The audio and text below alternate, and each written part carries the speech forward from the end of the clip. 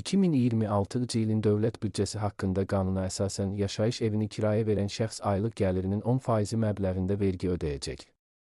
Hazırda 14%dir, amma demək olar ki, ödəniş həyata keçirilmir. Səbəb isə kirayə müqaviləsinin bağlanmamasıdır. Milli Az xəbər verir ki, bunu əmlakçılar da təsdiqləyir.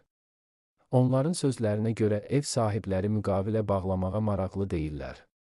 Müqavilə bağlananda da onlar kirayə haqqını az göstərirlər. Burada əsas məsələ nəzarətin gücləndirilməsidir. Bəs bu nəzarət hansı formada olacaq? Məsələ ilə bağlı Azərbaycan Qiymətləndiricilər Cəmiyyətinin sədri Vüqar Oruc açıqlama verərək bildirib ki, müvafiq icra qurumları bu vergilərin yığılmasında çox böyük önəm verəcək. Çünki hazırda 80%-dən çox bu cür kirayə münasibətləri rəsmiləşdirilməyib. Bu qanunsuzdur. İnzibati Xətalar Məcəlləsinə görə 40 manata qədər cərimə etmək nəzərdə tutulub. Bəs məcburi kirayəyə cəlb etmə qiymətləri artıracaq. Sədr qeyd edir ki, bu artımdan sonra istər-istəməz qiymətlər artacaq.